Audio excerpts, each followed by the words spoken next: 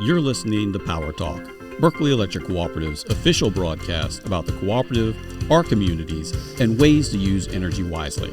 And now, let's join our hosts for today's episode. Hello, and welcome to Power Talk. I am Micah Ponce, the Communications and Media Specialist here at Berkeley Electric Cooperative, and I am joined, as always, by Miss Livy Roig, the Director of Marketing and Communications. Good morning, Micah. It's always a great morning for Power Talk. It's a little chilly. It's getting in wintertime. Yeah. So that's why we have our special guest in the house, Miss Loretta Moore, the Energy Specialist, part of our Energy Services team here at Berkeley Electric Cooperative. Welcome to the show. Thank you. I'm happy to be here again. Your annual visit to... My annual visit, yes. First one for winter, though. To WBEC 99.5 FM. Coming to you on the radio. No, all right. We got the greatest hits. Yes, we do. And we got lots of energy tips, which I think is what we're going to talk about today. Before we get into that, since you're only here once a year, Loretta, some folks might not remember what a wonderful person you are. So why don't you just give us a quick refresher on your background and why do we call you an energy specialist? Okay. So I am an energy specialist here at the co-op. I have been doing energy and conservation work pretty much since I got out of college. And you went to NC State. And that was just 2 years ago? Just graduated a couple years ago. Yeah, go Wolfpack. Yes, go Wolfpack. And your degree's in engineering? Yes. I'm an engineer and have worked for several investor-owned utilities doing similar work. And now I'm lucky enough to be here at Berkeley Electric. Yay. That's right, because co-ops are better. Yes. They are. They are. Well, Loretta, cooler temperatures are here to stay. Maybe. It is this week. The, winter in the low country. But, Berkeley Electric, as your not-for-profit electric cooperative, we're here to help prevent winter from freezing your finances. We talk a lot about heating and cooling. Mm-hmm. That's the first line of defense to not using too much energy. It accounts over the course of the year to about half of your annual energy usage. So, Loretta, what are some common problems that you guys see out in the field with heat in the wintertime? Okay, thank you. It's a great time of year to be talking about this. Some of the things that we encounter are normally it's folks with heat pumps. They may have a reversing valve that gets stuck.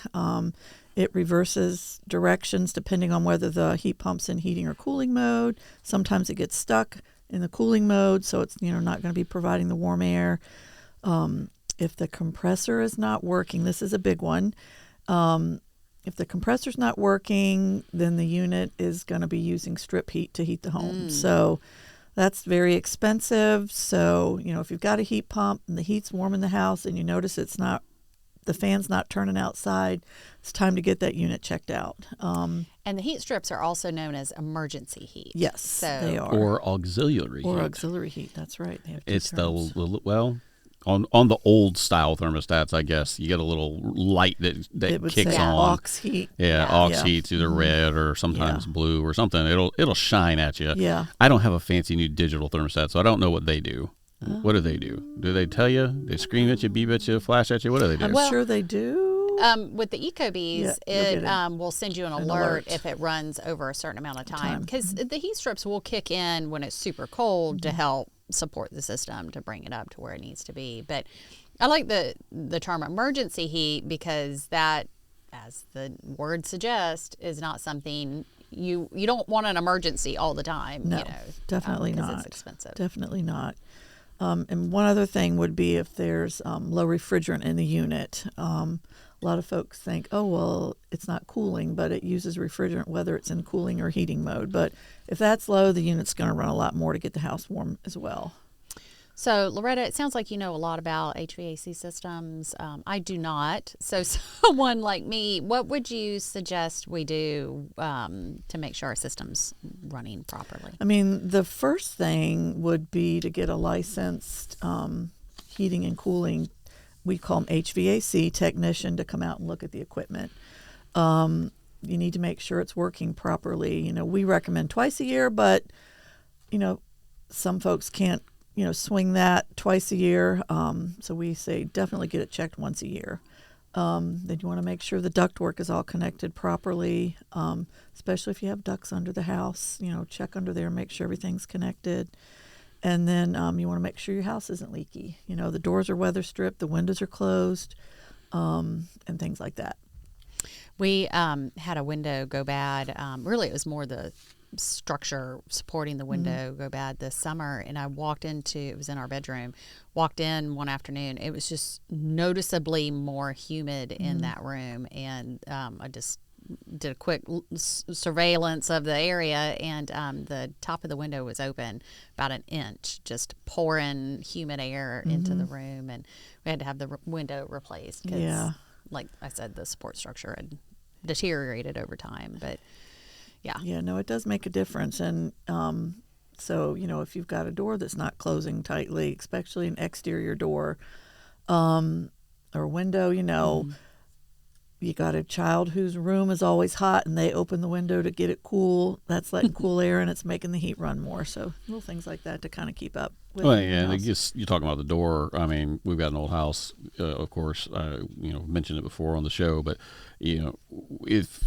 if I didn't have weather sealing around the door, you know, you can look at the door and you can see daylight coming through. Or another real simple test is just, you know, once it gets cooler outside, you just go over there and you hold your hand along the side of the door where it meets the door jamb, and you'll actually be able to feel cold air, you know, flowing through the cracks. And that's a real good indicator that you need to add a little bit more weather stripping around the door. And because if you take all those tiny little pieces of daylight or those tiny little cracks and you take the whole surface area of a door, this is basically essentially the same thing as having like a 2-inch hole in your wall. It adds up. It definitely adds up. So the sunlight coming through around the door is a big key, that you've got a leaky door. And then, you know, a lot of folks are concerned if they have older windows, you know, the single pane windows, some of the glazing may not be as good as it used to be. So just kind of checking up on things. Since you mentioned windows, do you recommend replacing your windows? Those tend to have a very long payback. So like with our loan program, we do not offer window replacement for that just because the payback is so long. The big thing is your heating and air equipment and the ductwork system itself. That's the big thing we'd like folks to focus on. I mean, you know, you're talking about windows. There are some cases that, you know, it does make sense to replace your windows. I moved into my house a long time ago, but when we first moved in, we actually lived near maybe a block away from the railroad that runs through the center of town. And whenever a train came by, the panes would be rattling in the window. So, I mean, that, you know, either you reglaze 24 some odd windows, you know, old wooden windows, or in this case, we went ahead and did the vinyl double pane replacement windows. So, you know, there are times that it makes sense to do it. And like you've mentioned, you know, keeping the air inside your house is one of the key. The big three is when you produce the air, you want to make sure you produce it efficiently. So, like you said, you got to make sure that HVAC unit is running correctly. Then the air's got to get to your house. So you got to make sure the ductwork is sealed up tight. You're not leaking, air conditioning into your attic or underneath your home. You know, we've had critters underneath our house before. I'm sure the raccoons enjoy the nice cool air and during the summertime, or maybe cuddle up, to the heat during the winter. And then you got, once the hair gets into your house, you got to make sure it stays inside your house. So sealing up those cracks around doors and windows. And then one of the other things that we've talked about before is that a lot of folks don't realize is like where the plumbing comes into your house. So under your sink, a lot of times you'll find pipes coming up and you can see daylight or, smell the moist air coming up from underneath the house through the plumbing intrusions. So you're making sure all of that stuff is sealed up tight. Eddie Plowden, our energy guru, has come by my house before and done an energy audit and we found a lot of places that I didn't even realize that, air was coming up because Yeah. it was an old house. It's built solidly, but it is not built very tightly. Not leak proof. Not leak proof. That wasn't a big thing when they built the house. Yeah. So, I mean, even like where the main return goes into the floor, it wasn't sealed up tightly. And so I had to go back with the expanding foam and sort of fill all that in. So there's a lot of little places that you can have air intrusion and leaks that you might not even be expecting it, even through like when your light switches and stuff. So just, it's like I said, the easy, simple test, especially when it gets cold this time of year, on your exterior walls. Just go around and you can put your hand near, the door or put your hand near the light switch. And if you feel that cold air coming through, that's a real good clue that something needs to be done. Yeah. Another area is, for folks that have an attic opening, you can weather strip around that to make sure that's sealed tight. You can put insulation board on the attic side of it, to give it an extra barrier. I've been in a lot of homes that they'll have like a knee wall with the door going into a small attic, and weather strip those and put the insulation board on those as well, because that's another leak point. Yeah.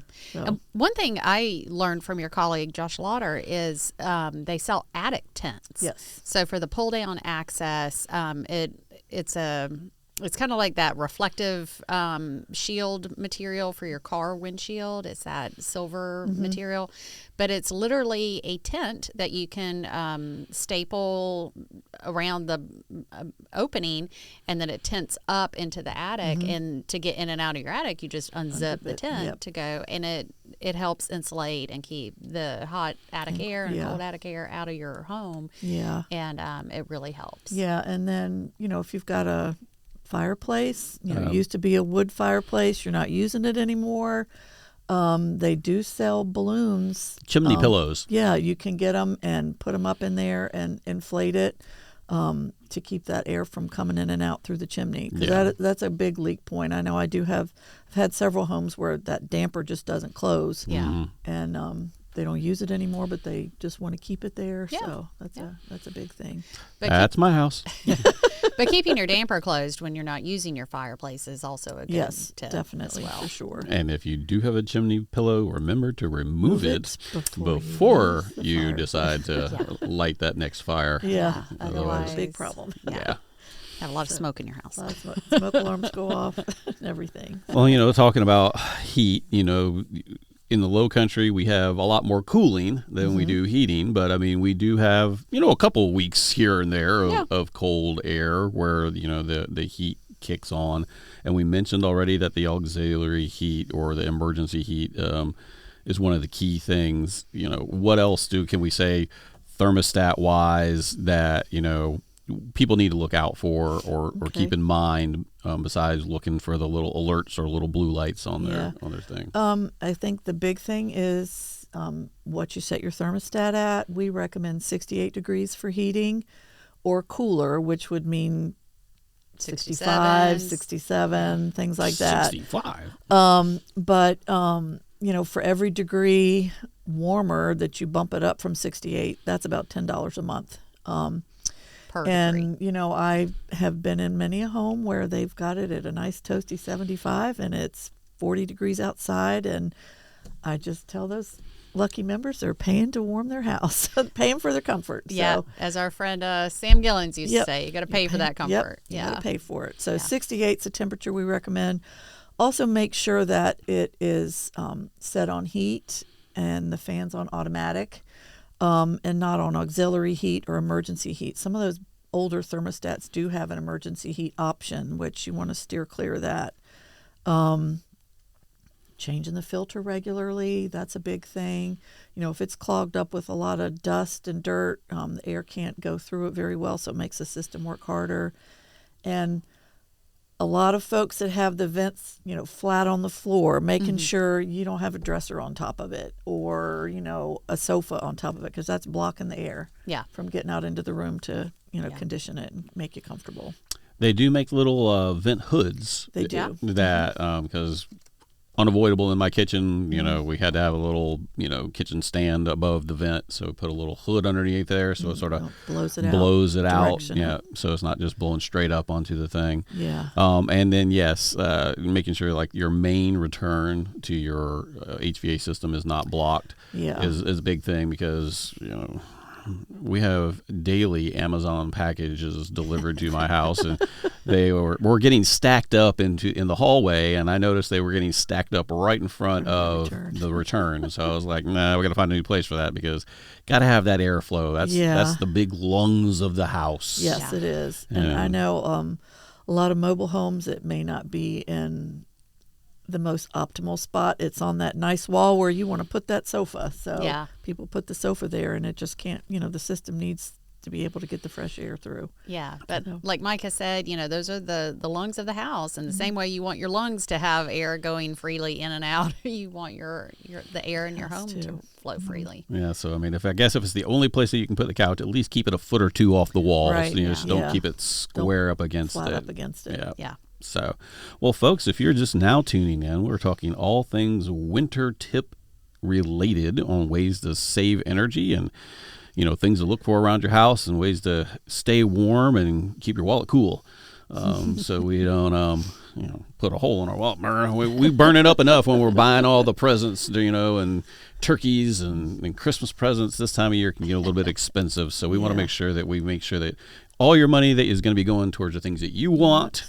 Not to your electric bill. And not to well, we appreciate it if it comes to your electric bill. But, I think, your kid might want the iPad more. Yeah. So. Well, and, it is the low country of South Carolina, and I think we focus a lot on the heat and humidity that we endure for 9 months out of the year. But as a cooperative, we set our peak load usage during the winter time. So even though it doesn't get terribly cold here and stay terribly cold, that's when we're using the most energy. So for our members, if they can help us out and shave their peak a little bit by adjusting their thermostat, or maybe not washing laundry or taking showers during that early morning peak time, or getting a timer for your water heater, all those things help us manage the cost of the wholesale power that we're having to buy. And so wintertime is a huge opportunity for us to shave that peak a little bit. And in case you have trouble remembering when those peaks occur, we do have something that's called the Beat the Peak program. It's a free program where you sign up and you will get alerts as to when we're expecting a peak day or a peak time, to just to remind you to, like you said, like Libby said, just, shave a little bit, move as much off of the, peak as you can, wait an hour to run that load of laundry in the dryer, maybe, wait 30 minutes or so to, cook on the oven or use microwave instead. During the wintertime, what are our peak hours?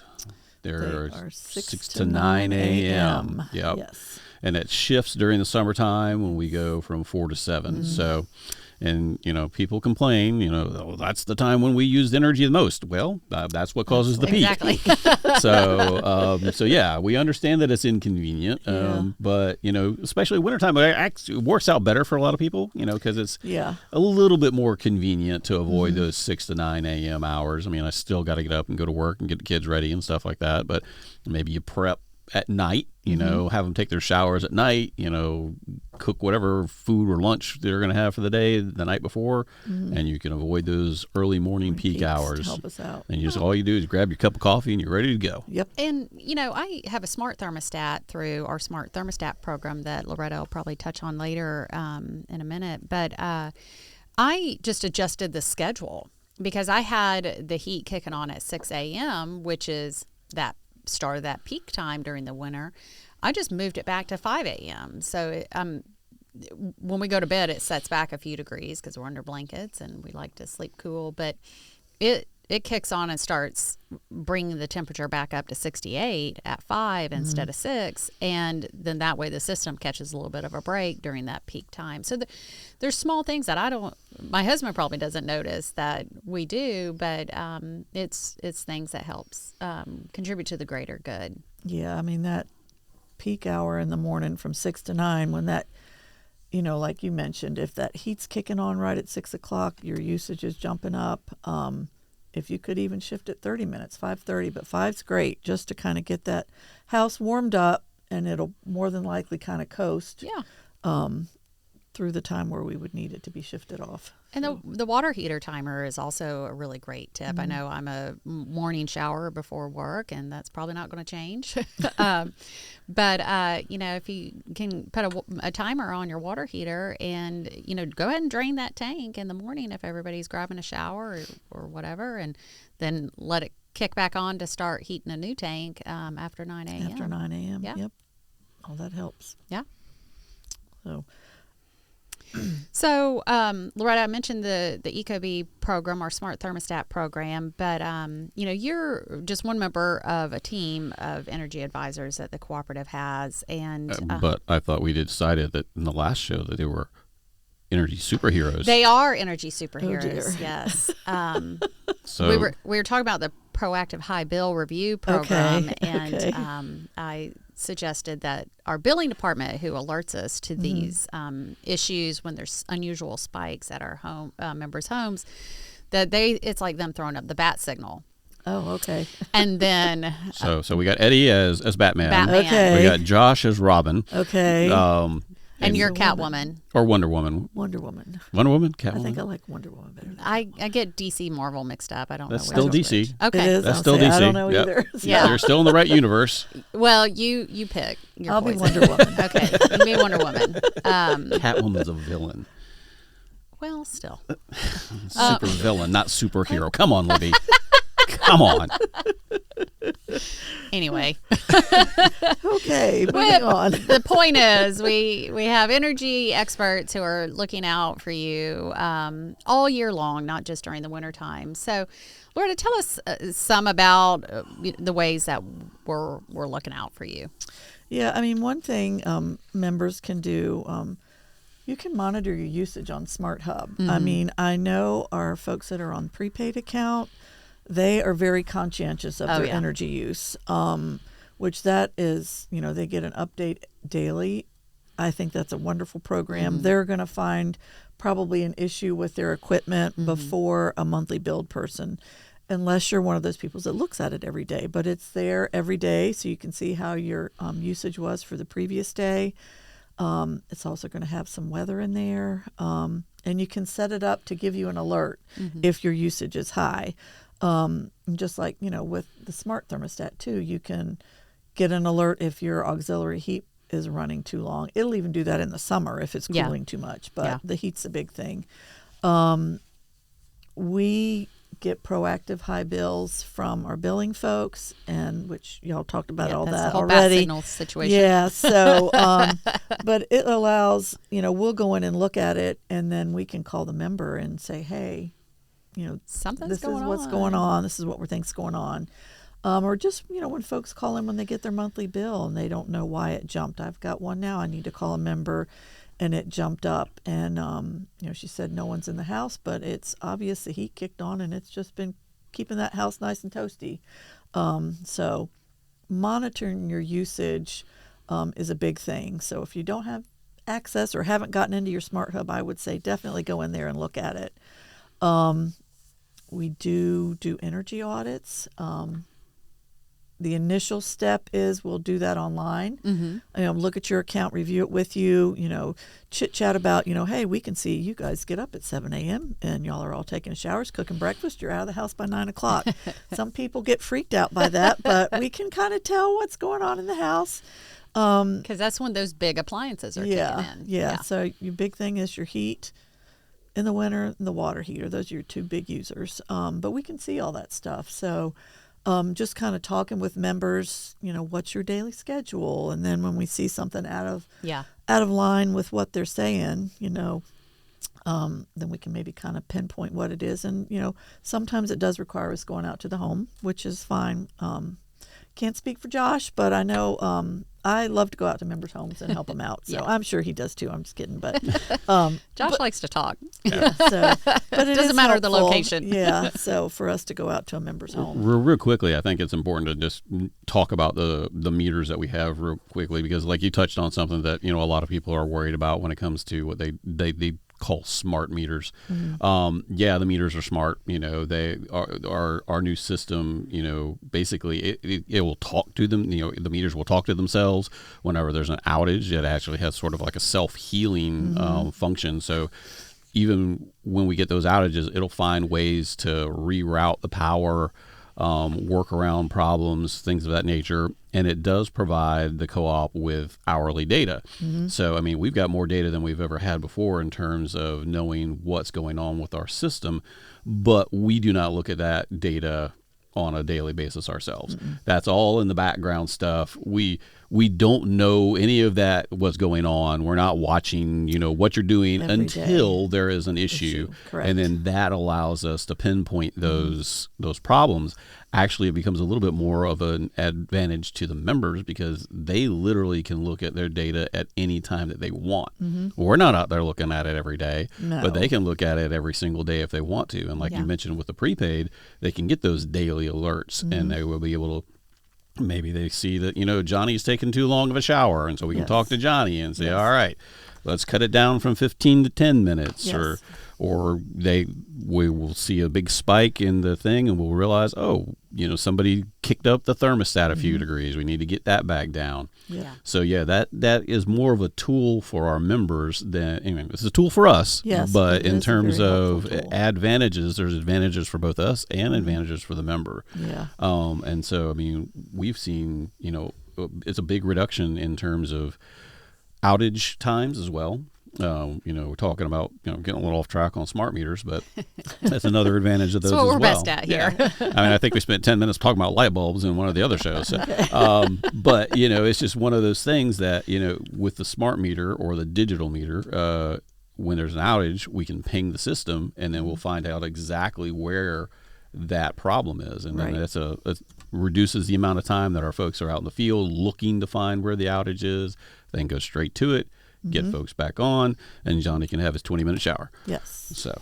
Well, and the smart meter technology allows us to offer prepay. And, we see our prepaid members, like Loretta was saying, they're able to monitor and adjust their usage much more effectively than our traditional billing members, because if you're getting your monthly bill, it's probably 6 weeks after you use the power, and you don't remember that heat wave we had a couple of weeks ago, or you don't remember the cold snap and how that drives it. But, if you're getting a daily alert and your usage jumps from $2 a day to $10 a day, you're going to go, what in the world is going on? And they'll call in to our, our member service folks, and then typically they would send a ticket over to Josh and I to look at it. So it's a great system. Yeah, our prepaid folks can jump on stuff immediately, but if you're waiting 30 days to get your bill, that $10 a day that you're using unusually, that becomes a significant burden for our members, and that's where our proactive high bill review comes into play and helps them. So another thing, folks, and I can do is, we've got our smart thermostat program. Which I know Libby is a big proponent of that. I have them at my house. They're great. But Mercury thermostat gang, rise up. So, but you can get a rebate whether you buy an Ecobee from us or whether we call it bring your own thermostat. If you have an Ecobee already, there's a couple Honeywell thermostats, an Emerson or an Amazon smart thermostat. You can get a rebate from us for those, and then that lets you program your schedule in. It knows when you're there or not, and can adjust your thermostat. Yes, it's got sensors. If you're normally say you're going to be there and it notices you're not, it's going to kick back. It's great. And then we've also got, our time of day rate options for folks that some folks can adjust their, what they do during the day to avoid those peak times of day. And, they can sign up for that. They've got to be a member for 12 months before they can sign up. But it's a great choice for some people. You know, Yeah. some of the retired folks really like that. Oh, yeah. And you can go to our website and see if it's a good fit. We've got a calculator for you to see if it's going to save you Save you any money. or cost you more. Yeah. But, you know, we've got smart meters, smart thermostat, and lots of smart people working at the co-op. Yes, we but do. For more information about any of these programs, you know, you're going to want to go to berkeleyelectric.coop or follow us on social media. We've got all kinds of good information about what's going on at the co-op. And don't miss Eddie's energy tips. Yes. They're all on YouTube. Our energy guru, Eddie Plowden, is there to help you control your energy usage. There's even a special holiday edition. Yes, there so if you're is. looking for Yes, holiday there is. energy tips. Well, folks, thank you for tuning in to Power Talk. This is the official broadcast of your electric cooperative, and you can catch up on past episodes on streaming platforms like Spotify, Apple, and iHeartRadio. And as always, get a behind-the-scenes look on Berkeley Electric's YouTube channel. Until next time, this is Power Talk, signing off.